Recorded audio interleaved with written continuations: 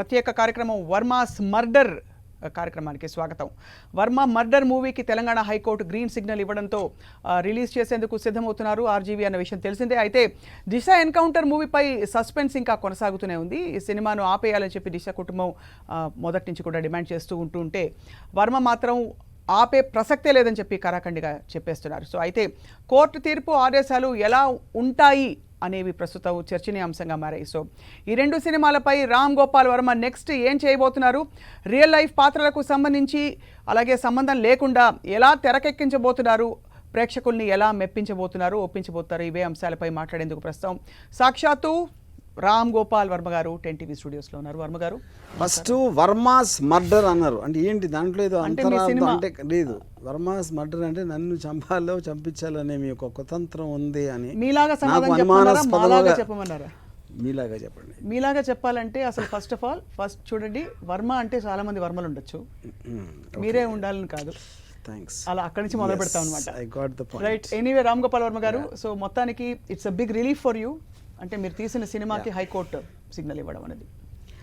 I mean, having said that, I never really thought అదేదో ఒక అడ్డంకి వచ్చేస్తుందని. ఎందుకంటే మనకి చాలా క్లియర్గా ఈవెన్ సుప్రీం కోర్ట్ 9 జడ్జ్ బెంచ్లో కూడా ఇలాంటి ఆస్పెక్ట్స్లో చాలా క్లియర్ కట్గా ప్రైవసీ ఏంటి, పబ్లిక్ డొమైన్లో ఉన్న సబ్జెక్ట్ మ్యాటర్ ఏం చేయొచ్చు అనేది చాలా క్లియర్ కట్ డీటెయిల్స్ ఉన్నాయి. So I never really thought it will be A problem అనుకోలేదు. బట్ మీరు రెండు అంటే కాంట్రడిక్ట్ చేసుకుంటూ, ఒకటి అసలు ఇది ఎక్కడో చూసిన కథ, ఎక్కడో నేను పికప్ చేసిన కథ, సంబంధం లేదు, పోలికలు ఉన్నాయని ఒక పక్క ఇంటర్వ్యూలో చెప్తూ, ఇంకోవైపు పేర్లు తీసేయండి అని కోర్టు చెప్పడాన్ని, ఈ రెండింటిని ఎలా పొంతన కుదుర్చుకోవాలి? అదే ఇప్పుడు మనం ఇప్పుడు ఫర్ ఎగ్జాంపుల్ కొంతమంది అంటే సంబంధించిన ఫ్యామిలీస్ అలాగే మా కూతురులాగే ఉన్నారు, లేకపోతే మా మనిషిని పోలి ఉన్నారని చెప్తున్నారు. పాయింట్ పోలి ఉండటం కాదు, అది రోడ్లో లారీ ఉందా, రోడ్డు ఉందా అనేది పాయింట్ కాదు. జరిగిన ఇన్సిడెంట్, ఆ ఇన్సిడెంట్ వెనకాల ఏమైంది, ఇన్సిడెంట్ తర్వాత ఏమైంది అనేది మెయిన్ పాయింట్ ఏ కథకైనా. ఓకే, ఇప్పుడు ఫర్ ఎగ్జాంపుల్ సినిమాలో చాలాసార్లు ఏం చేస్తామంటే సప్నాలు అంటే ఒక టీవీ హోస్ట్ అని ఒక క్యారెక్టర్ చెప్తాం. ఈ సినిమాలో సప్నాలు అంటే ఒక టీవీ హోస్ట్. అప్పుడు టెండెన్సీ ఏంటంటే అసిస్టెంట్ డైరెక్టర్స్కి అందరూ రియల్ సప్నాకి కొంచెం దగ్గరగా ఉన్నట్టు చేస్తారు. రోషయ్య లాంటి గవర్నర్ ఉన్నారు అని రోషయ్యలాగా ఉండాలని చూస్తారు. అలాగా ఈ ఫలానా ఇన్సిడెంట్ మీద ఆధారపడి ఉన్నప్పుడు ఆటోమేటిక్గా అందరూ ఏంటి, ఆ ఫలానా క్యారెక్టర్ ఎలా ఉంటాడు అని ఒక టెండెన్సీ ఉంటుంది. But that is not the main point of the thing. Right, మనిషిని పోలి ఉన్నాడా లేదా అనేది పాయింటే కాదు దానికి. Eventually it is about what the content is happening. ఇప్పుడు రెండు సినిమాల గురించి విడివిడిగా మాట్లాడదాం. సో ఫస్ట్ ఆఫ్ ఆల్ అసలు మర్డర్ సినిమాలో ఈ అమృత ప్రణయ్ అనే క్యారెక్టర్స్, మారుతిరావు అనే క్యారెక్టర్స్, వీళ్ళకి దగ్గరగా పోలిన క్యారెక్టర్స్ ఉంటాయా, ఉండవా? Yes or no? ఇప్పుడు ఫాదర్ డాటర్ ఉంటుంది, ఫాదర్ డాటర్ స్టోరీ. డాటర్ ఏదో లవ్ స్టోరీని ఫాదర్ అంగీకరించకుండా తను ఏదో చేస్తాడు ఆ ఆస్పెక్ట్లో. కానీ ప్రతి ఫ్యామిలీలో మీరు ఎవరి స్టోరీ తీసుకున్నా, ఎక్కడ స్టోరీ తీసుకున్నా ఒక కుటుంబం ఉంటుంది. కుటుంబంలో ఫాదర్ ఉంటారు, డాటర్ ఉంటారు, సన్ ఉంటారు, ఎవరో ఉంటారు. ఏ స్టోరీ తీసుకున్నా అదే కామన్ గ్రౌండ్. సో అదే యూనిక్ కాదు. ఫర్ ఎగ్జాంపుల్ మీరు ఒరిజినల్ అమృత కథ తీసుకున్నా సరే అలాంటి సంఘటనలు ఎన్నో జరిగినాయి. ఇప్పుడు పిల్లలు చేసేదానికి తల్లిదండ్రులు ఒప్పుకోకుండా వాళ్ళని తిట్టో, వాళ్ళని పారిపోయో, లేకపోతే కొంతమంది సూసైడ్ చేసుకునో కొన్ని ఇలాంటి ఇన్సిడెంట్లు జరిగినాయని వందలు ఉంటాయి. Right, so that is not the point. కానీ వందల ఇన్సిడెంట్స్లో తండ్రి అపోజ్ చేయడమే కాకుండా ఇద్దరు వేరు కులాలకి సంబంధించి ఉండడం, అదే పద్ధతిలో చంపడం అన్ని జరుగుతాయి. బేసిక్ పాయింట్ కులం అనే ప్రసక్తి లేదు ఈ సినిమాలో. కులం అనేది లేదు, కాస్ట్ లేదు, రిలీజియన్ లేదు, ఏమీ లేదు. ఐ ఆనెస్ట్లీ బిలీవ్ ఎప్పుడైనా సరే అది ఓవర్ రేటెడ్ ఆ aspect. Right, financial difference, status difference, పరపతిలో డిఫరెన్స్లో మీకు అలాంటివి వస్తాయి. కానీ లేకపోతే పర్సనాలిటీ డిఫరెన్సెస్లో ఇప్పుడు ఫర్ ఎగ్జాంపుల్ అంటే ఒక లోవర్ కాస్ట్ పర్సన్కి ఎక్కువ డబ్బులు, హైయర్ కాస్ట్ పర్సన్ కానీ ఎక్కువ డబ్బు ఉందనుకోండి, మేము తారతమ్యం వస్తే రాదు. ఎందుకంటే ఫైనాన్స్ ఒకటే క్లియర్ చేస్తుంది. రైట్. సో ఇప్పుడు ఈ సినిమాలో మీరు పెట్టిన ఈ సినిమా గురించి మాట్లాడదాం. ఇది నిజ జీవితంలో జరిగిన అమృత ప్రణయ్ కథకి దీనికి సంబంధం లేదని మీరు కోర్టులో చెప్పారు, ప్లస్ ఇప్పుడు కూడా చెప్తున్నారు. ఇది మీ own independent story. It's a fictional story, but it happens to be close to It is derived from various such incidents. Various such fathers and daughters, yes, fighting for daughters' love. Family lo father thinking na pillalu bagavu naaku telusu, వాళ్ళు ఏది మంచో చెడో. అది బొమ్మరేలు సినిమాలో వచ్చింది కదా, అంతా మీరే చేశారు కదా. వేలు సినిమాలో వచ్చింది, బొమ్మరేలు కాదు, వేలు. వేల జీవితాల్లో ఉంటుంది, వేల సినిమాల్లో వచ్చింది. సో కూతురేమో పెద్ద అయినా కూడా నువ్వెవరు నాకు చెప్పడానికి అనేది ఉంటుంది. అలాంటి ఒక చాలా రిలేటబుల్ క్యారెక్టర్స్ మధ్యలో జరిగిన ఒక dramatic story. How it that led to murder, అది పాయింట్. అది కథ. సో అసలు యాక్చువల్లీ ఒక తండ్రిగా అండ్ ఒక ఫిల్మ్ మేకర్గా మీ అభిప్రాయం ఏంటి తండ్రి కూతుర్ల మధ్య, పేరెంట్స్కి పిల్లలకి మధ్య?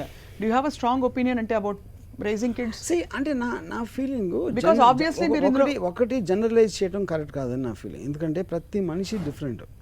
ఒక పర్టిక్యులర్ ఫాదర్కి తన కూతురికి ఉన్న మెంటాలిటీ కానీ, తన కూతురికి ఉన్న ఐక్యూ లెవెలు, లేకపోతే తను ఎంత స్ట్రాంగ్లీ ఒపీనియేటెడ్ అని ఇప్పుడు రకరకాల ఆస్పెక్ట్స్లో he might have a tendency to tell. అంటే ఇప్పుడు కడుపు నొప్పి వస్తే మీ చాక్లెట్ ఇచ్చారు, చాక్లెట్ ఎక్కువ తింటే కడుపు నొప్పి వస్తుంది కనుక చాక్లెట్ తినొద్దు అని చెప్తారు తల్లిదండ్రులు.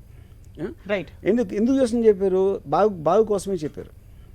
కానీ నాకు చాక్లెట్ తినాలనిపించింది, ఎందుకు మీరెవరు చెప్పడానికి అని పిల్లలు కూడా అనుకోవచ్చు. అప్పుడు అదేంటి, మనం లీగల్గా 18 years వచ్చినప్పుడు, ఏజ్ వచ్చినప్పుడు అప్పటి నుంచి వినాల్సిన అవసరం లేదు అని మనకు లీగల్ ఆస్పెక్ట్ ఉంది. నీ చాక్లెట్ కాకపోతే మీ లవ్ అనేది మీరు 18 అప్పుడు ఇంకా పెరుగుతుంది. అవును, ఆ టైంకి. అప్పుడు తెలిసి తప్పు చేస్తుంది, దీని జీవితం పాడైపోతుందని మీరు స్ట్రాంగ్గా ఫీల్ అయినప్పుడు మీరు ఒకలాగా ప్రవర్తిస్తారు. నేను 18 వచ్చినా నన్ను ఇంకా సాధిస్తున్నాను, నన్ను ఇంకా ఆర్డర్ చేస్తున్నాను ఏంటి అని ఆ అమ్మాయి అనుకుంటుంది. సో నిజ జీవితంలో నా ఫీలింగ్, ఎవ్వరు మంచోళ్ళు చెడ్డోళ్ళు ఉండరు. వాళ్ళకున్న మానసిక స్థితి, వాళ్ళకున్న పరిస్థితుల్లో కొన్ని నిర్ణయాలు తీసుకుంటారు. ఆ నిర్ణయాలు కొన్నిసార్లు they create situations which they also can't control after some time. So అలా ఇండిపెండెంట్గా మీరు ఆబ్జెక్టివ్గా అన్నిటినీ ఒక ఎలా చెప్పాలి, వైల్డ్ లైఫ్ న్యాచురలిస్ట్ లాగా చూసుకుంటూ పోతారా? That is my job as a film maker. But you have no strong opinions about it, because అన్ని విషయాలపై స్ట్రాంగ్ ఫిలాసఫీస్ ఉండే వర్మ గారికి ఈ తండ్రి కూతుర్ల నాకున్న ఫిలాసఫీ లేకపోవటం. ఏ ఫిలాసఫీ నమ్మకూడదు, నువ్వు తోచింది నువ్వు చెయ్యి. As long as you are willing to bear the consequences of your action. నీకు చెప్పచ్చు ఇది తప్పు, కానీ దాని తర్వాత వదిలేయాలనేది నా సిద్ధాంతం. కానీ ఈ సినిమా తీయడంలో మీరు అంటే what did you derive other than satisfaction as a film maker? ఎందుకంటే చాలా మంది నొచ్చుకున్నారు ఈ సినిమా తీయడం వల్ల. మీరు చాలా మంది ఎవరు చెప్పండి, చాలా మంది అంటే వాళ్ళ కుటుంబం అంతా చాలా మందే కదా. అదే నొచ్చుకున్నారంటే 90% ఆఫ్ ద టైం వాళ్ళకి తెలియదు ఏం చేస్తున్నాను ఫస్ట్ ఆఫ్ ఆల్. ఇంకొకటి, ఇది పబ్లిక్ డొమైన్లో అంత విరివిగా అంత పబ్లిసైజ్ చేసిన తర్వాత నేను ఫిక్షనల్ ఫిలిం తీస్తే ఇంకా వచ్చేది ఏముందో దాని నుంచి ఒక పెయిన్, అదొక పాయింట్. రెండో పాయింట్, పక్కన వాళ్ళు చెప్పడం, ఎవరు వాళ్ళని రెచ్చగొట్టడం దాంతో చేస్తారు. కానీ ఎవరైనా నిజంగా నా మాటలు విన్నా, నా ట్రైలర్ చూసినా క్లియర్ కట్ వాళ్ళకి ఒక ఎమోషనల్ వెల్ మీనింగ్ డ్రామా అనేది అర్థమవుతుంది. అంటే ఈ సినిమా చూస్తే emotional well meaning drama. Right. ఈ సినిమా ఈ ఇన్సిడెంట్లో జరిగిన విషయాలను మీరు తెలుసుకునే ప్రయత్నం చేస్తారా? అంటే as you made this film, what ever public డొమైన్లో ఉన్నది, మీడియాలో రిపోర్ట్ చేసింది కానీ, లేకపోతే ఇంటర్నెట్ కొన్ని సైట్స్లో రాసినది, పోలీసులో ఆఫీసర్ల ఇంటర్వ్యూస్, ఇలాంటి వాటిలోంచి నేను తీసుకున్నాను. కానీ నేను ప్రైవేట్గా దీనికి సంబంధించిన ఏ మనిషిని కలవలేదు. రైట్. మీ ప్రమోషనల్ క్యాంపెయిన్స్లో, మీ ప్రెస్కి సంబంధించిన రిలీజెస్లో వచ్చిన వాటిలో అనిపిస్తున్నది మీరు స్ట్రాంగ్గా ఇక్కడ పేరెంట్స్ని ఫేవర్ చేస్తున్నారని చెప్పి, ఫాదర్ని ఫేవర్ చేస్తున్నారని చెప్పి అనిపిస్తుంది, లేదా? ఇద్దరు క్యారెక్టర్స్ని వాళ్ళ సిచ్యువేషన్లో వాళ్ళు ఏమనుకుని చేశారని చూపిస్తాను. జడ్జ్మెంట్ అనేది I want to leave it to the audience. అసలు ఫండమెంటలీ ఇది కథ అని చూద్దాం. ఇది అమృత ప్రణయ కథ, లేకపోతే మారుతిరావు ఉన్నారా తీసేస్తే, ఇద్దరు వ్యక్తులు ప్రేమించుకుని పెళ్లి చేసుకుని తండ్రికి ఎంత ఇష్టం లేకపోయినా ఆ తండ్రి ఒక మర్డర్ అంటే చట్ట విరుద్ధమైన ఒక క్రైమ్ చేయించినప్పుడు తండ్రి కూతుర్లని మీరు ఒక్క ఘాటికి ఎలా కట్టి కన్విన్స్ చేయగలుగుతారు? అంటే even for them to be equally, even for you to be fair. Equal అనేది పాయింట్ కాదు. ఐ ఫీల్ ఆడియన్స్ సినిమా చూసినప్పుడు కొంతమంది పేరెంట్స్ పర్స్పెక్టివ్లో వాళ్ళకి పిల్లలు ఉన్నారు, వాళ్ళకి ఎక్స్పీరియన్స్ ఉంటుంది, వాళ్ళ కూతురుతోనో కొడుకుతోనో. సేమ్ థింగ్ పిల్లలకి వాళ్ళ పెద్దలతో ఉంటుంది. సో వాళ్ళకు ఉన్న ఎక్స్పీరియన్స్ నుంచి ఆ ప్రిజం నుంచి సినిమా చూస్తారు. కానీ everybody I don't think will think the same about the film.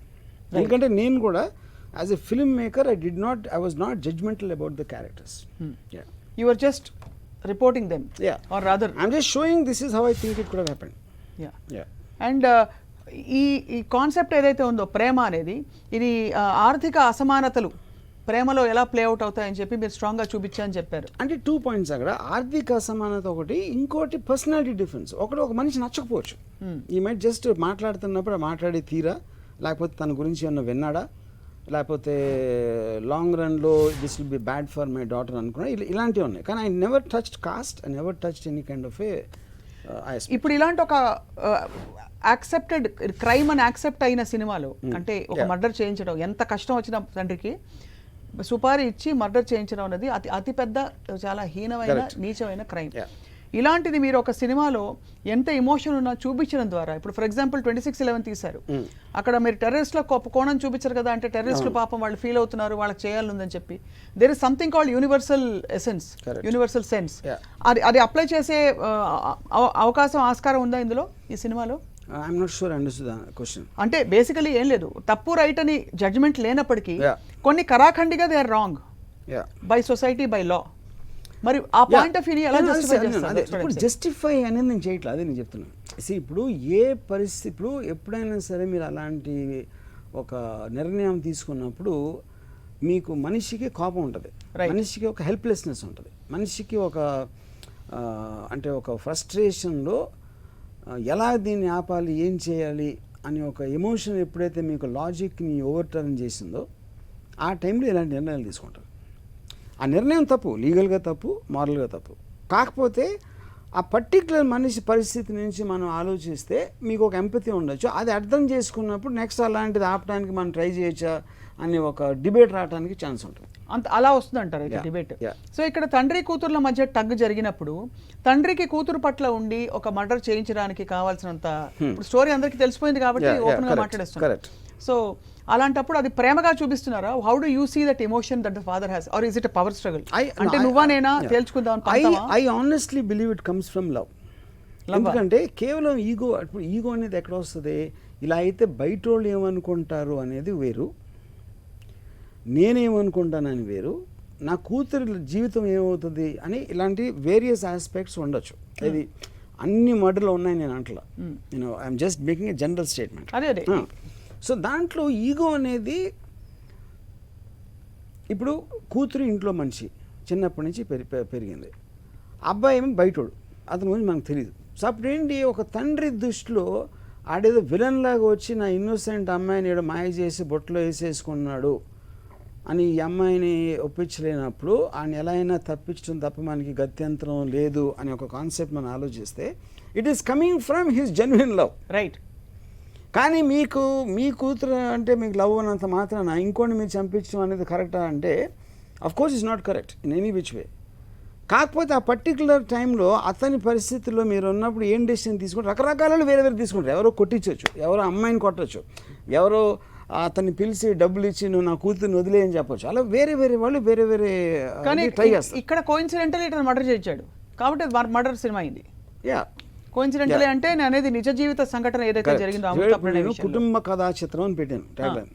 మీరు మామూలుగా కుటుంబ కథలో మర్డర్ ఉంది కాబట్టి నాకు ఇంట్రెస్ట్ వచ్చింది. ఓకే, కుటుంబ కథలు మీకు ఇంట్రెస్టే, కానీ మర్డర్ ఉంటే మర్డర్ ఉండదా, మినిమం ఒక మర్డర్ మర్డర్. అది వర్మ గారి కుటుంబ కథ నేపథ్యం ఉండే చిత్రం, రైట్. మీరు నన్ను ఇలాగా నిజాలు చెప్పిస్తున్నామని చెప్పి మీరు రైట్. వర్మ గారు, మీరు చెప్తున్న లాజిక్ ని బట్టి, బికాస్ ఈ రెండు సినిమాల గురించి ప్రధానంగా మాట్లాడుతున్నాం, ఆఫ్ కోర్స్ సినిమా చూసినప్పుడు అర్థం అవుతుంది, బట్ ఈ అమ్మాయి ఎవరైతే ఉందో తనకి తండ్రి పట్ల ప్రేమ లేదని అనుకోవాలా, లేకపోతే ఆ ప్రియుడి పట్ల ప్రేమ ఎక్కువ ఉంది అనుకోవాలా? ఒకటి పిల్లలకి తల్లిదండ్రుల మీద ఉన్న ప్రేమ, తల్లిదండ్రులకి పిల్లల మీద ఉన్న ప్రేమ కానీ చాలా తక్కువ ఉంటుందని నా బిలీవ్, అట్లీస్ట్ ఒక ఏజ్ వరకు. అంటే ఆల్మోస్ట్ యంగ్ 18-20 years వరకు ఇంకా వాళ్ళు తల్లిదండ్రుల దృష్టిలో ఇంకా చిన్నపిల్లలే కాబట్టి వాళ్ళ ప్రేమ ఎక్కువ ఉంటుంది వీళ్ళ మీద, రైట్. వీళ్ళు అప్పుడప్పుడే పెరుగుతున్నారు, వాళ్ళ ఏజ్ తక్కువ, వాళ్ళ ఎక్స్పీరియన్స్ తక్కువ, అండ్ కంటిన్యూస్గా కాన్ఫ్లిక్ట్ ఉంటుంది. వాళ్ళు చేయాలనుకుంటారు, వీళ్ళు చేయనివ్వరు, నీకు మంచిది కాదు నీతులు చెప్తూ ఉంటారు. కాబట్టి ఆ అడ్డంకులు అనేది చాలామందికి నచ్చవు. No human being likes him or her being stopped, right, you know, and they are financially dependent, they are emotionally dependent in every which way, they have to go home in the night, you know. So అలాంటప్పుడు ఆ restriction ఉన్నప్పుడు 100% degree of love పేరెంట్స్కి children మీద ఎక్కువ ఉంటుంది. Okay, అప్పుడు ఎప్పుడైతే ఈ అమ్మాయి ఫాదర్ మీద లవ్ కన్నా తన బాయ్ ఫ్రెండ్ ఎవరినైతే ప్రేమించిందో ఆ లవ్ ఎక్కువైనప్పుడు మీకు కనెక్షన్ కట్ అవుతుంది. అవును, తప్పే ఉంది, లవ్ ఎక్కడో అక్కడ ఉండాలి. తప్పే ఎక్కువ ఉందంటే ఫాదర్ దృష్టిలో తనకి అది కరెక్ట్ కాదు అనుకున్నప్పుడు వస్తుంది. బట్ ఈ అమ్మాయి దృష్టిలో ఫాదర్కి అదే చెప్తున్నాను. ఇప్పుడు అమ్మాయికి తెలుసుకునేంత వయసు లేదు, అనుభవం లేదు, తెలివి లేదు అని ఫాదర్ అనుకున్నాడు అనుకోండి, అప్పుడే అవుతుంది అది. ఇలాంటిది మీరు ఎక్కడైనా అమ్మాయికి నాకన్నా ఎక్కువ తెలుసు అని. ఇప్పుడు ఫర్ ఎగ్జాంపుల్ మా ఫాదర్ ఉన్నారు, నేను విజయవాడ ఇంజనీరింగ్ కాలేజ్ ఉన్నప్పుడు నేను చాలా గొడవల్లో ఉండేవాడిని, గ్యాంగ్ ఫైట్స్లో వాటిలో. మా ఫాదర్ ఒకరోజు నేను చెప్తే తప్పితే తెలుసుకోవడానికి తెలివి లేను అని నేను అనుకోవట్లేదు, నిన్ను మనకున్నది మనకు ఆస్తి లేదు, అంతా కేవలం చదువు మీద ఉద్యోగం మీద ఆధారపడి బతుకుతున్నాం, ఇది ఒకటే నేను చెప్పాలనుకున్నా, తర్వాత నీ ఇష్టం అని చెప్పారు అంతే. మరి నన్ను గొడవ అడగలేదు. కానీ మీ మీద లవ్ లేదా మీ ఫాదర్కి? ఉంది, కానీ అదే అన్నా, అందుకని నేను జనరలైజ్ చేయలేమని చెప్తున్నా. ఒక్కొక్క మనిషి ఒక్కొక్కలాగా తీసుకుంటాడు. నా సినిమాలో క్యారెక్టర్ అలా తీసుకోవాలా, అది ఇంకొకరు ఎవరు తీసుకోవచ్చు. ఉదాహరణకి మా కాలనీలో ఒక ఫాదర్ ఉండేవాడు, ఆ రోడ్ల మీద అంటే నా వయసు ఉన్నవాడిని కర్రతో కొడతా ఉండేవాడు. So each person will have a different perspective. అందరు ఫాదర్స్ని మనం జనరలైజ్ చేసి ఫాదర్ అంటే ఎలా చేయాలి, డాటర్ అంటే ఎలా చేయాలి అని చెప్పాలి. కానీ పేరెంట్స్కి ఖచ్చితంగా పిల్లల మీద బాగా ప్రేమ ఉంటుందంటారు. అయితే వర్మ గారు మామూలుగా ఇలాంటివి నమ్మరు కాబట్టి జనరలైజ్డ్గా తల్లిదండ్రులకి పిల్లల మీద గ్యారంటీగా చాలా ప్రేమ ఉంటుంది. చాలా ప్రేమ ఉంటుంది. అది పొసెసివ్నెస్ కాదు, అది కంట్రోల్ కాదు, కానీ ప్రేమ అని మీరు నమ్ముతున్నారు. ఎందుకంటే from the time they're born అన్ని రోజులు అన్నిసార్లు సహవాసం చేసి ఒళ్ళో పెంచుకుని పెట్టి అన్నీ చేసినప్పుడు ఆటోమేటిక్గా మీ కుక్కల మీద కూడా అంతే వస్తుంది ప్రేమ. కుక్కలో పిల్లలు and I think they both are similar. మీరు ఒక ఇంటర్వ్యూలో చెప్పారు కుక్క పిల్లలు మనిషి పిల్లల కంటే కుక్క పిల్లలు బెటర్ అని చెప్పి. ఎందుకంటే కుక్క పిల్లలు అంత ఆలోచించడానికి మా ఆలోచనలు మనిషి పిల్లలు మార్చుకుంటారు. రైట్. మనిషి పిల్లల ఆలోచన కంట్రోల్ చేసుకోలేం కాబట్టి రకరకాల నానా యాతనలు పెడతారు. రైట్. ఫర్ ఎగ్జాంపుల్ ఇలాంటిది కుక్క చేది కదా, పక్కింటి కుక్కతో వెళ్ళిపోదు, కానీ ఇంటికి రాను అని పక్కింటి కుక్కని వెళ్ళి పెళ్లి. కుక్క వాళ్ళ నాన్న కూడా వచ్చి ఇంటర్ఫియర్ కాదు కదా చేస్తే కాదు. కుక్క నాన్న ఎవరు? కుక్క ఓనర్. అప్పుడు కుక్క ఏం చేస్తుంది, ఇంట్లోనే పడి ఉంటుంది, అంతేగాని నేను పక్కింటి కుక్కతో వెళ్ళిపోతానని చెప్పదు కదా, మనిషి పిల్ల చెప్తుంది అది. సో పిల్లల్ని పెంచడంలో ఉండే సూక్ష్మాల గురించి చెప్తున్నారు రామ్ గోపాల్. ఎస్, కాదు మనిషి పిల్లలకి కుక్క పిల్లలకి తేడా చెప్తున్నాం. అండ్ మీకు ఎక్కడా కూడా ఇంత జరిగిపోతుంది సొసైటీలో, ఎక్కడ మీరు కదలరా లోపల? అక్కడ ఏం జరిగిపోతుంది చెప్పండి. అంటే ఇన్ని సంఘటనలు జరుగుతున్నాయి, ఒక మర్డర్ జరిగింది, ఆ మర్డర్ జరిగినప్పుడు కదిలితేనే కదా సినిమా తీసింది. ఇప్పుడు మీరు రేపు పొద్దున్న సినిమా అంటే ఆ ఇన్సిడెంట్ చూసే కదిలారు మీరైతే? చాలా చేసిన అలాంటి ఆ ఇన్సిడెంట్ చూసి కదిలేని ఒప్పుకుంటున్నారు అయితే? డెఫినెట్గా అమృత ప్రణయ్ కథ చూసి really moved me, Amrutha really moved me. But were you I mean what was your response? I look at it always when, for example, incident జరిగినప్పుడు నేను ట్వీట్ పెట్టాను. ఎందుకంటే నాకు అప్పుడు మీడియా నుంచి నాకు వచ్చిన ఇన్ఫర్మేషన్ ఇది ఆనర్ కిల్లింగ్ అనేది నాకు ఎవరో చెప్పారు. సో దాని మీద రియాక్ట్ అయ్యి నేను మారుతీరావుకి అగేన్స్ట్గా I put a very strong tweet. I don't remember what content I put. అగేన్స్ట్గా but much later when I heard the facts of the case, when I understood, నాకు 3 ప్రిన్సిపల్స్ ఏమనిపించినాయి అంటే, ఒక father taking care of the kid under genuine love ఏ limit వరకు acceptable అనేది ఒకటి. Right. ఒక డాటరు ఫాదర్ నన్ను కని పెంచాడు కరెక్టే, కానీ నాకు 18 years వయసు తర్వాత కూడా నువ్వు ఇది చేయకూడదు అది చేయకూడదు అంటే అడల్ట్ అంటే దానికి మీనింగ్ ఏంటి అని అమ్మాయి అనుకోవడం ఒక పాయింట్. రైట్. సో మీకు ఎంత నచ్చకపోయినా ఇంకొక మనిషిని మీరు కారణం మీరు ప్రేమించిన మనిషి కోసం ఇంకో మనిషిని చంపే హక్కు మీకుందా అనేది. ఈ 3 dilemmas I wanted to run them parallelly in the film. That's creative thought. కానీ ఇక్కడ డైలమాలో 3వ డైలమా చంపే హక్కు ఉందా అన్నది it's no brainer, no question of discussion. అంటే లీగల్ గా there are some, that's why we have some frameworks. That is the reason he is punished. No see legal గా పాయింట్ క్రైమ్ అనేది లీగల్ వర్డ్. యూనో ఆ యాక్ట్ని చేయటానికి ఎలాంటి mind స్టేట్లోంచి ఆ criminal act వచ్చిందనేది తెలుసుకోవడం కూడా ముఖ్యం. మీకు మర్డర్ అయిన వాళ్ళు ఇంట్రెస్ట్ లేదు, మర్డర్ అవడం వల్ల బాధపడిన వాళ్ళు ఇంట్రెస్ట్ లేదు, చేసిన వాళ్ళ మైండ్ సెట్ ఏమిటో ఇంట్రెస్ట్. ఎందుకంటే దానికి కారణం ఏంటంటే మర్డర్ అయిన వాళ్ళు మామూలు మనుషులు, 100,000 లక్షల కోట్లు ఉంటారు. మర్డర్ చేసేవాళ్ళు చాలా తక్కువ మంది ఉంటారు. సో ఇప్పుడు అడవి ఉందండి, జంతువులు ఉంటాయి, మనిషిని తినే జంతువులు చాలా తక్కువ ఉంటాయి.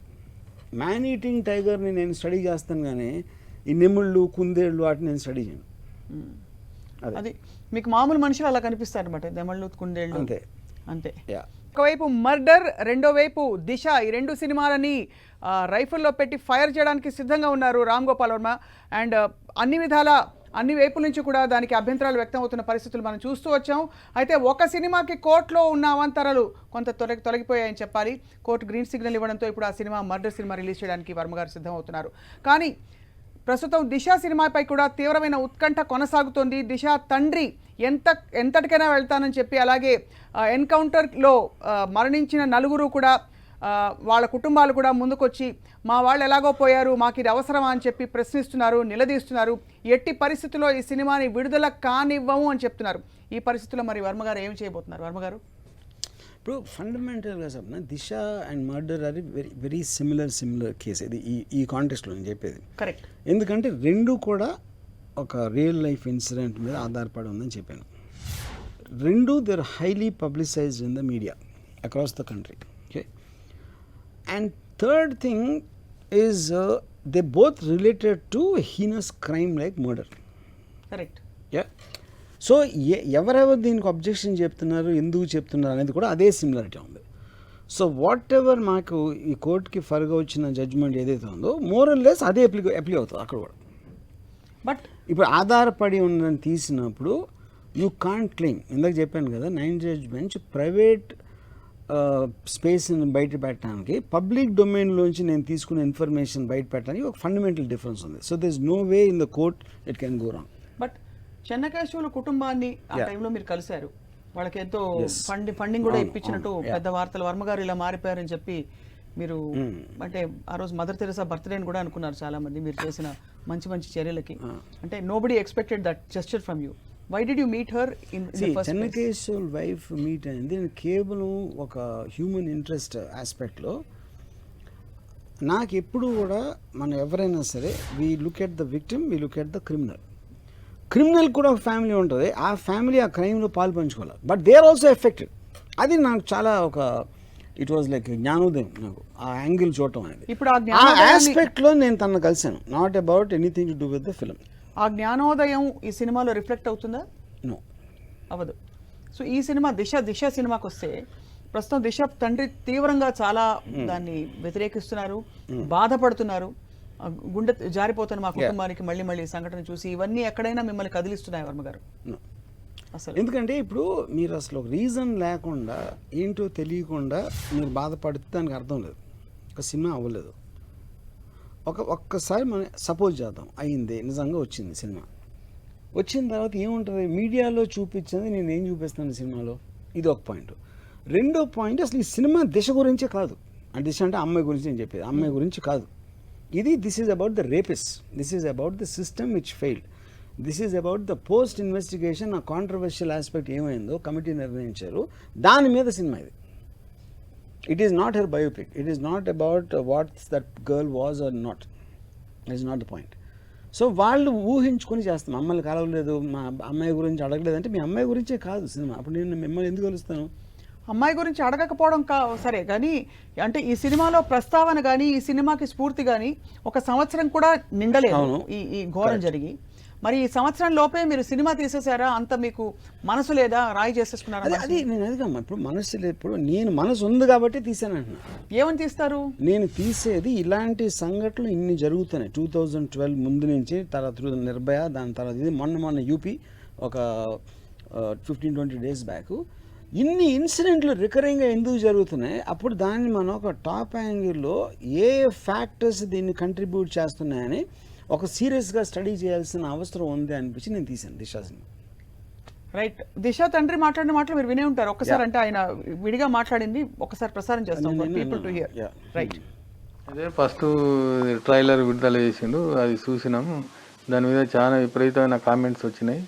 ఇది మా మనోభావాలు దెబ్బతీసే విధంగా ఉన్నవి, ఇది అనుకోరుకొని ఇమీడియట్గా ట్రైలర్ కానీ ఆ యూట్యూబ్లో పెట్టింది మొత్తం తీసివేయాలి, మళ్ళీ సినిమా కూడా తీయకుండా అడ్డుకోవాలని నేను మంత్రివర్లు తలసాని యాదవ్ను కోరుకుంటున్నాం. దీని మీద వారు కూడా స్పందించాలని కోరుకుంటున్నాను. అదే మేము కోర్టు ద్వారానే అడ్డుకుంటాం. ఇంకోటి గవర్నమెంట్ కూడా దీని మీద చర్య తీసుకొని ఆబ్దాలు వేయాలని గవర్నమెంట్ కూడా విజ్ఞప్తి చేస్తున్నాం. ఇప్పుడు ఏదో ఒక పాయింట్ ఆఫ్ వ్యూ నుంచి ఉంటే ఈ పాయింట్ ఆఫ్ వ్యూ నుంచి తీసిన సినిమా యువర్ డన్ యాక్చువల్లీ స్పందించింది కాబట్టి తీసానంటే దిశ కుటుంబం అన్హ్యాపీగా ఉంది, అటు అక్కడ నలుగురు కుటుంబాలు అన్హ్యాపీగా ఉన్నాయి. దిశ కుటుంబం ఏ కుటుంబం అన్హ్యాపీగా ఉన్నా వాళ్ళకి నేను ఏం తీస్తున్నానో తెలీదు, అది నేను చెప్పేది.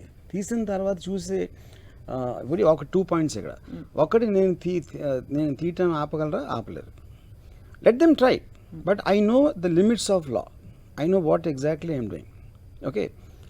సెకండ్ పాయింట్, ఇంకా చూడకుండానే నేను ఏదో చేశానని ఊహించుకుని వాళ్ళు బాధపడితే దానికి నేను సమాధానం చెప్పలేను. అంటే that is very premature to react like that. Okay. మేము తెలుసుకునేటప్పటికి మీరు తీసేస్తారు అంటే, నేను ఇప్పుడు ఎవరైనా దిశ అనే సబ్జెక్ట్ మీద సినిమా ఎందుకు తీస్తారు చెప్పండి? అంటే ఆ అమ్మాయిని కించపరచడానికి తీస్తారా? ఆ అమ్మాయిని ఎలా చూపించడానికి తీస్తారా? ఎవరైనా సరే మొత్తం దేశం అంతా కుదిపేసిన, కోపంతో కుదిపేసిన ఒక సంఘటన అది. ఓకే. అందరూ అరిశారు కరిశారు అని చెప్పి దాని తర్వాత మర్చిపోయారు. మళ్ళీ రేపు ఇంకోటి అవుతుంది, మళ్ళీ అరుస్తారు మర్చిపోతారు. సో ఈ సినిమా మర్చిపోయే దాంట్లో నేను అంటలేదు, కానీ I'm showing in a very in-depth way of what can cause this kind of a thing. అది నా అటెంప్ట్ చేశాను, దాని మనం మారుతుందా లేదని కాదు, కానీ ఇంతవరకు ఎవరు కని విని ఎరగని విధంగా నేను విశ్లేషణ చేశాను. ఒక రేప్ అనేది ఎట్లా జరుగుతుంది, ఎట్లా జరుగుతుంది అంటే విశ్లేషణ అంటే ఏ పాయింట్ ఆఫ్ వ్యూ నుంచి? విశ్లేషణ అనేది రేపిస్టుల పాయింట్ ఆఫ్ వ్యూ. అసలు ఎలా ఎవరిళ్ళు ఇప్పుడు మీరు రాక్షసులు, నరరూప రాక్షసులు అని చంపేసాం, కానీ అసలు వీళ్ళు ఎవరు, ఎలాంటి మనుషులు ఆలోచిస్తారు? ఆ ఆలోచనలు ఎక్కడి నుంచి వచ్చినాయి? వాళ్ళు పెరిగిన ఇదేంటి? ఊహాజనితం కదా వర్మ గారు. ఆఫ్ కోర్స్ ఇట్ ఈస్ ఊహాజనితం, కానీ మీరు చూసినప్పుడు ఇప్పుడు ఫర్ ఎగ్జాంపుల్ ఇండియాస్ డాటర్ అని డాక్యుమెంటరీ తీశారు. అవును. దాంట్లో ఏంటి, వాళ్ళు నిజమైన వాళ్ళు, కానీ రేపేసి అలా మాట్లాడుతున్నా మనకు తెలియదు, అది చూపించేవరకు తెలియదు. వాడు మామూలు మనిషే. November 16th ముందు రోజు వరకు వాళ్ళ నలుగురు మామూలు మనుషులు. ఆ ఒక్కరోజు రాక్షసుడు ఎలా అయ్యాడు? రైట్. అంటే రాక్షసుని దాసారా, లేకపోతే ఏదైనా ఇన్సిడెంట్ ప్రయోగ చేసిందా ఏంటి అనేది ఎగ్జామిన్ చేయాల్సిన అవసరం ఉంది. అది నేను ఒక ఫిలిం డైరెక్టర్గా ఇలాంటి ఆలోచన ఉన్నప్పుడు ఇలాంటిది సాధ్యం అనేది నాకు ఊహాజనితంగా తీసినది. I'm not saying it's on them. ఇది చెన్నకేశ్వర్ ఫ్యామిలీకి సంబంధం లేదు, దిశ ఫ్యామిలీకి సంబంధం లేదు. I don't interview rapists. I read psychological aspects. I read social psychology. There is lot of research based on what causes this. అది నేను అండర్స్టాండ్ చేసుకుని, నన్ను నేను అండర్స్టాండ్ చేసుకుని, నేను ఒక మగోడుగా నా ఫ్రెండ్స్ అమ్మాయిల గురించి ఎలా మాట్లాడేవారు అది నేను అర్థం చేసుకుని, జనరల్గా సొసైటీలో మెన్కి విమెన్ మీద ఎలా ఉంటుందని అది అర్థం చేసుకుని దాంట్లోంచి ఇన్స్పైర్ అయి తీసిన సబ్జెక్ట్ ఇది, ఈ సబ్జెక్ట్. అండ్ ఇందులో పూర్తిగా చివరి వరకు ఎన్కౌంటర్ జరిగే వరకు అన్ని ఇన్సిడెంట్స్ ఉంటాయంటారా? అది తెలుసుకోవచ్చు ఇప్పుడు. అది ఏది ఉంటుంది అనేది నేను చెప్పను ఇప్పుడు, but it has a very 360 degree thing. 360 degree. So at the end of it Ram Gopal Varma గారు, ఎక్కడో అక్కడ వీళ్ళు హీరోలు వీళ్ళు విలన్లు లేదు, అలా కాకపోయినా కూడా ఈ పాయింట్ ఆఫ్ వ్యూ నుంచి తీశాను అని చెప్పి ఉంటుంది. ఇక్కడ వ్యవస్థ పాయింట్ ఆఫ్ వ్యూ నుంచి తీసారా, ఒక అమ్మాయి పాయింట్ ఆఫ్ వ్యూ నుంచి తీసారా, లేదు తెలియకుండా అలా పెరిగిపోయిన రేపిస్ట్ల కుటుంబం వాళ్ళ నేపథ్యాలు ఇవి వస్తాయా? ఒక ట్రెమెండస్ ఆస్పెక్ట్ నేను స్టడీ చేసినప్పుడు నాకు అనిపించింది ఏంటంటే, ఎప్పుడైతే మీరు ఒకరిని రేపిస్ట్ని చంపే నరికి అన్ని అరిసం, ఏది మర్చిపోయామంటే మోస్ట్ ఇంపార్టెంట్, అది నేను ఒక పోలీస్ ఆఫీసర్తో వేరే ఇన్సిడెంట్లో మాట్లాడుతున్నప్పుడు చెప్పాడు.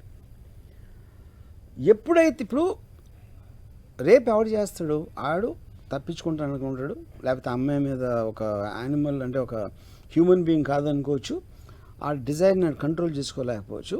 కానీ అన్నిటికన్నా ముఖ్యం ఏంటంటే వాడు దొరకకూడదు అనుకుంటాడు. నాకు దొరికింది ఒక అమ్మాయి, నేను ఆనందం నేను పొందేసి నేను దొరకకూడదు అంటే ఏం చేయాలి? విట్నెస్ ఉండకూడదు. రైట్. విట్నెస్ ఉంటేనే పట్టుబడతారు. అప్పుడేంటి, నిర్భయ కేసులో ఆ అమ్మాయిని చేసిన తర్వాత బస్సులోంచి బయటపడేశారు. ఆ అమ్మాయి మొత్తం క్లూస్ ఇచ్చింది హాస్పిటల్లో, ఆ బస్సు నంబరా ఇదా అదా అన్నీ చెప్తే వాళ్ళని పట్టుకున్నారు. సో అప్పుడు విక్టిమ్ని వదిలేస్తే మనం చెప్పేస్తామంటే ఆల్మోస్ట్ ఆ మర్డర్ లా క్రియేట్ చేసినట్టు ఉంది సిస్టమ్. రైట్. అది చాలా ఇంపార్టెంట్ మ్యాటర్. ఇప్పుడు రేప్ ఎలాగో జరిగింది, రేప్తో పాటు ప్రాణాలు కూడా తీసేసే స్థితి ఎందుకు వచ్చింది? అది బికాజ్ మనం పెద్ద గోల చేసి వాళ్ళని భయపెట్టాం. అప్పుడేంటి ఎంఫసిస్ దేని మీద ఉంది? మీరు ఖచ్చితంగా పట్టుబడతారనే దాని మీద ఎంఫసిస్ ఉండాలి, కానీ పట్టుబడితే మరణశిక్ష చేస్తాం, నరికేస్తాం, కొరికేస్తాం కాదు. మీరు దొరికి తీరతారు. అంటే ఇప్పుడు ఒక రేప్ చేసేవాడు శిక్ష 4 సంవత్సరాలు ఉందంటే చేసి 7 సంవత్సరాలు ఉందంటే మానేడు.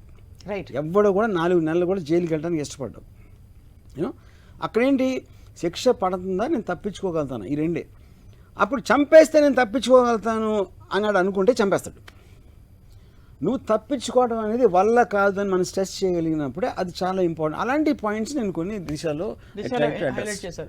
రైట్. వర్మ గారు, మీకు అభ్యంతరం ఉంటే మీరు మాట్లాడక్కర్లేదు, మేము మాట్లాడుతున్నాం. ప్రస్తుతం దిశ తండ్రి శ్రీధర్ రెడ్డి గారు ఫోన్ లైన్లో ఉన్నారు. శ్రీధర్ రెడ్డి గారు, ఈ సినిమా ఖచ్చితంగా అంటే జరిగిన సంఘటనకి ఏదో ఒక ముగింపుగా, లేదు సమాజానికి ఇవ్వవలసిన ఒక సందేశంగా, ఒక అండర్స్టాండింగ్గా తీశాను తప్ప ఎవరిని కించపరిచే ఉద్దేశం కానీ అటువంటి కాదు. ఇది అటువంటి సంఘటనలు జరిగిన అంటే మీరు చెప్పగలుగుతారా సార్? మీరు ఆ మాట చెప్పగలుగుతారా మా పాపది కాదని? అటువంటి కథల నేపథ్యంగా తీసుకున్నానని చెప్తున్నారు వర్మ గారు. మొత్తం మా పాప సంఘటన చూపుతున్నారు, మీ పాప అది కాదంటే ఇంకా నేను ఏం చెప్పాలి సార్ దానికి? ఇప్పుడు మీరు చెప్పగలుగుతారా సార్ మా పాపది కానీ? చెప్పండి. మీరు దిశాని పెట్టిండు, లారీ పెట్టిండు, స్కూటర్ పెట్టిండు, ఎక్కడైతే కాల్చిందో అది ఆ ప్లేస్ అన్ని చూపిస్తానే ఉన్నాడు. నాకు కాదంటే ఎట్లా సార్? ఇప్పుడు మాకు ఇంకొక పాప ఉంది, పెళ్లికి మేము సంబంధాలు చూస్తున్నాము, ఎక్కడ ఊరుతలేవు, ఇప్పటికే బదనామా అయిపోయినాము మేము, ఎట్లా అని మేము నెత్తినోరు. ఆ పాప చిన్న గుర్తుకొస్తుంది, ఇట్లా అంటే బతుకున్నాం, అట్లా అంటే రోజు ఏడుస్తున్నాం, చస్తున్నాం. మా బతుకు మాకు ఎవరు చెప్పుకోలేకుండా మా గవర్నమెంట్ తరఫు నుంచి కూడా ఎలాంటి సపోర్ట్ లేదు. ఆ రోజు వచ్చిందే కానీ ఇంతవరకు గవర్నమెంట్ మాకు ఫోన్ చేయలేదు. మీరు ఎట్లా ఉండని అడగలే, ₹1 ఇయ్యలే, ఒక జాబ్ ఇయ్యలే, ఏం తీయలే. అయినా మా సంగం ఉన్నాం మేము ఎవరు చెప్పుకోకుండా. మళ్ళీ ఇదొకటి అయింది మాకు ఎక్స్ట్రా పని. శ్రీధర్ రెడ్డి గారు, అంటే పెళ్లి చేయాలన్నా వద్దా సార్? ఇప్పుడు మమ్మల్ని బజార్లో మొత్తం చూపించుకుంటా, మొత్తం అవే సీన్లు చూపించుకుంటా ఉంటే మేము ఎట్లా బతకాలి సార్? ఏ సీన్లు చూపిస్తున్నాం ఇంకా తెలియదు కదా, మేము సినిమా తీసే చూడలేదు అసలు. ఇంత లోపల ఎలా చూపిస్తలేడా సార్? ఇప్పుడు ట్రైలర్ లో మొత్తం అవన్నీ పెట్టింది కదా, కాల్చేది, ఇట్లా చంపేది, రేపు అన్ని పెట్టిండు. ఇంకేం సినిమాలు అంతకంటే తక్కువ చూపిస్తాడా, ఎక్కువ చూపిస్తాడా? రైట్. శ్రీధర్ రెడ్డి గారు, చివరి ప్రశ్న సార్. ఇప్పుడు అంటే మీరు కోర్టు పరిధిలో తప్పకుండా ఇది అంటే కోర్టు మర్డర్ సినిమా విషయంలో కూడా ఒక తీర్పునిచ్చింది. అఫ్ కోర్స్ ఇది సబ్జుడిస్ కాబట్టి కోర్టు ఏ తీర్పు ఇస్తుందో మనం చెప్పకూడదు. అయినా కూడా మీరు కోర్టు మీద మీకు నమ్మకం ఉందా? అంటే ఈ సినిమా విషయంలో ప్రభుత్వం కానీ చట్టం కానీ మిమ్మల్ని మీకు వేరే ఏమన్నా తీర్పు ఇస్తుందని చెప్పి మీరు భావిస్తున్నారా? ఇంకా తీర్పు మళ్ళీ తీర్పు కొరకే మేము కోర్టును ఆశ్రయించినాం సార్. ఇంకా కోర్టు ఏం చేస్తుందో మాకు తెలియదు. నేను నీది ఏమన్నా అంటాను, మీది కాదంటాడు. లేకపోతే సమాజం ఇంకోటి ఏమన్నా అంటే మంచి చూపిస్తా అని అంటాడు, అది అంటాడు, ఇది అంటాడు. అన్ని ఇంకా మన గట్టిగా మాట్లాడితే మీది కాదంటాడు, మార్గదర్శకం అంటాడు. అది నేను ఏం చేస్తాను సార్? ఇప్పుడు మాకు పాప ఉంది, పెళ్లి చేసేది, మమ్మల్ని పలకరించే దిక్కు దివానా లేరు. మమ్మల్ని ఒకనాడు ఆయన పరామర్శించింది లేదు, చేసింది లేదు, అడిగింది లేదు, చేసింది లేదు. డైరెక్ట్ సినిమా తీసి ఆయన డబ్బులు సంపాదించుకోనికి ఆయన చూస్తున్నాడు. ఏం చేస్తాం? ఎవరిని అడిగేటట్లేదు. రైట్. శ్రీధర్ రెడ్డి గారు, ధన్యవాదాలు. రైట్. ఈ పాయింట్ అంటే పరువు పోతుంది కుటుంబాన్ని అనే పాయింట్ ఈ తండ్రి కాకుండా అటువైపు ఎన్నిటికీ మొరలెస్ ఆన్సర్స్ ఇచ్చానండి. ఇప్పుడు ఆయనకున్న దాంట్లో ఒక ఫాదర్గా ఐఎమ్ సింపథీస్ ఫర్ హిమ్. బట్ దీనికన్నా నేను విప్రీకరించాను. ఒకటి, సినిమా ఆయన కూతురు గురించి కాదు, రేపిస్టుల గురించి ఆయన నెత్తి నోరు పెట్టుకుని చెప్తున్నా. 1 పాయింట్. సెకండ్ పాయింట్, నా ఇంటెన్షన్ ఇలాంటి ఎందుకు జరుగుతున్నాయి, దీని కారణాలు ఏంటి అని ఒక ఆల్మోస్ట్ ఒక సోషల్ రెస్పాన్సిబిలిటీ తీసిన వన్ ఆఫ్ ద ఫిల్మ్స్. చాలా తక్కువ సినిమాని తీసిన అలాంటి. That is the one thing. ఇది ఏం తీసాను అనేది ఎవరికి వచ్చి రిలీజ్ అయ్యే వరకు తెలియదు. దాని తర్వాత లీగల్ ఆస్పెక్ట్ చెప్పాను. మారల్ ఆస్పెక్ట్లో నాకు 1% గిల్ట్ కూడా లేదు. నేను ఎవరిని, ఎందుకంటే వాళ్ళు ఊహించుకుని బాధపడుతున్నారు. ఇప్పుడు ఇందాక ఏమంటున్నారు, మాకు ఇంకో కూతురు ఉంది, మాకు ఇప్పుడు ఈ సినిమా వచ్చిందని ఆ కూతురు పెళ్ళి అయిపోవడం ఎవరైనా నమ్ముతారండి? అది అసలు ఎవరైనా అంత రిడిక్యులస్ థింగ్ అది. Everybody knows what happened, widely reported. దాని తర్వాత ఎవరైనా ఒక అమ్మాయిని పెళ్లి చేసుకోవడానికి వస్తే ఈ సినిమా ఇలా చూపించారని పెళ్లి చేసుకోవడం మానేస్తే ఆడేలా ఉంటాడు అవుతాడు అసలు ఫస్ట్. అది ఏంటో దానికి మీనింగ్ ఉందా దానికి? ఇంకా ఎంపతి ఎక్కువ పెరుగుతుంది.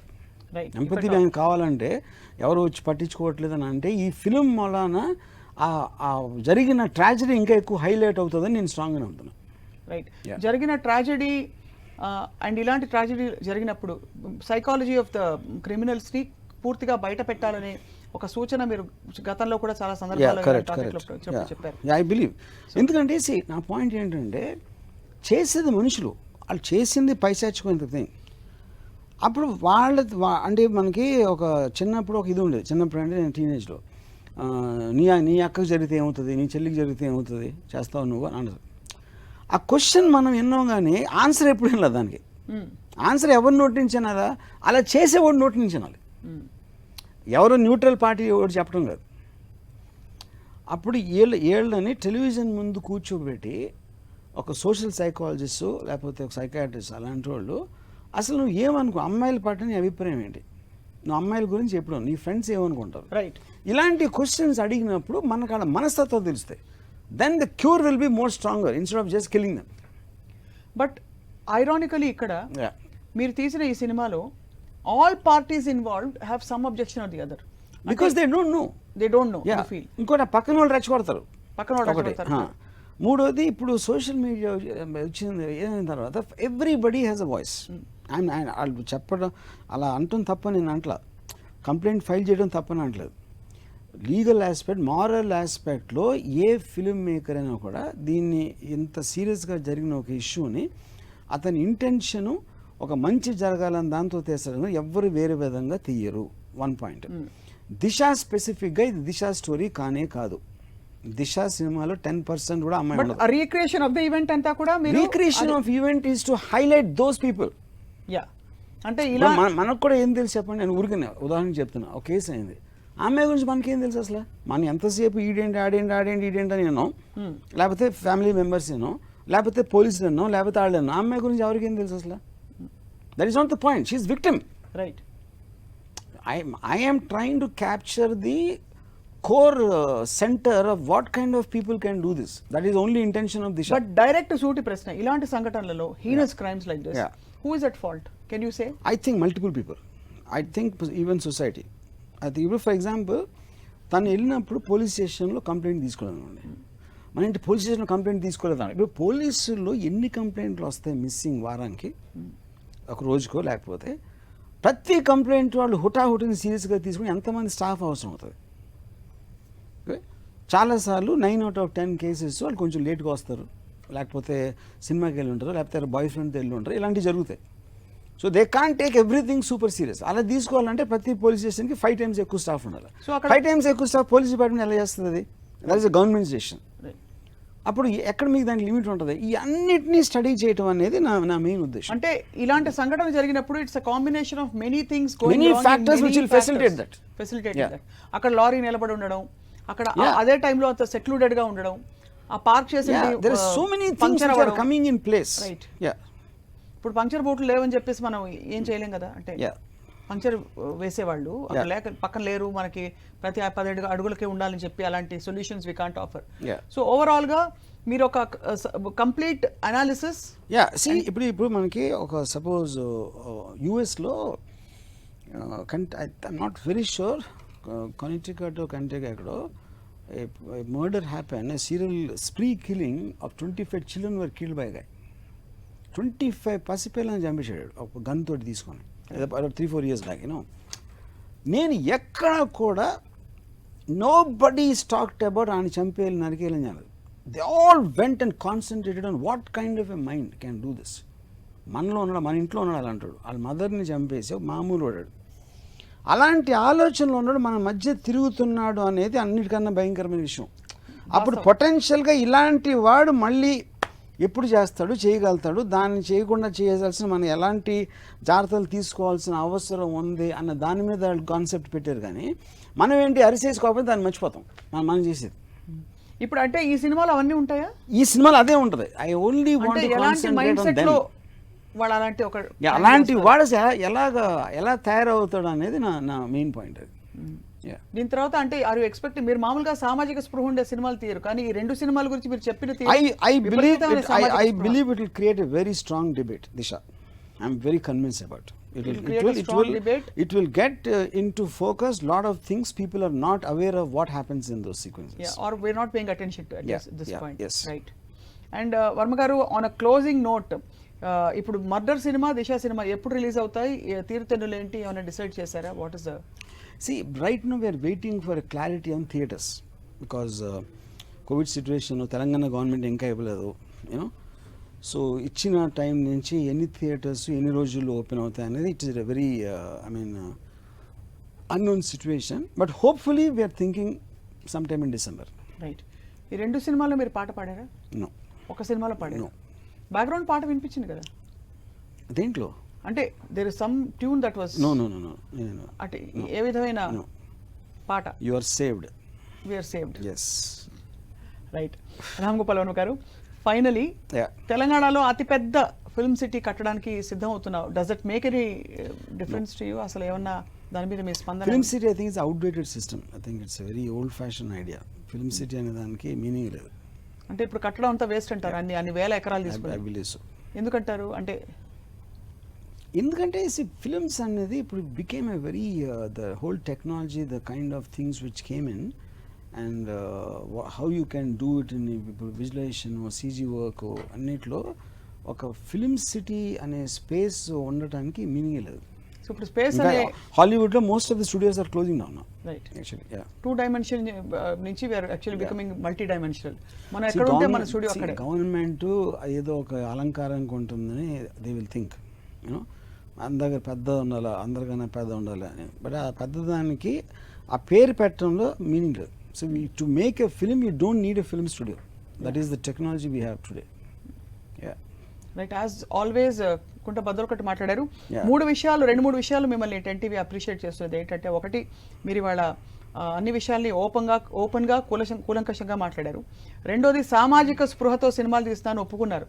మీకు అసలు సమాజం అంటే నాకు పట్టదు, నా ఇష్టం, నేను తీసేసుకుంటా అనే మోడ్ నుంచి వర్మ గారు ఇప్పుడు సమాజంలో జరుగుతున్న అతిపెద్ద ఘోరాలపై అధ్యయనం చేసి 2 సినిమాలు తీస్తున్నారు.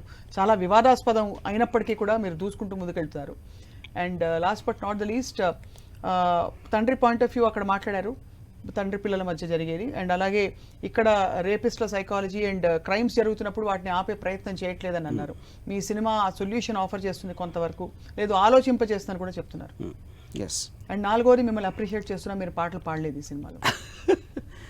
మీరు మీ కర్ణాటిక్ క్లాసికల్ గొంతు మీద నా మీద జెలసీ తోటి మీరు నా సింగింగ్ కెరియర్ని కుట్ర పన్ని నాశనం చేయడానికి ప్రయత్నిస్తున్నారా అని అనుకుంటున్నా. నెక్స్ట్ బులెటిన్ హెడ్లైన్ ఇప్పుడే వెళ్ళి నేను కేసు పెడతా. తప్పకుండా పెట్టండి.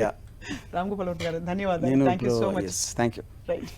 ఇది వాటి ప్రత్యేక live show with the one and only RGV.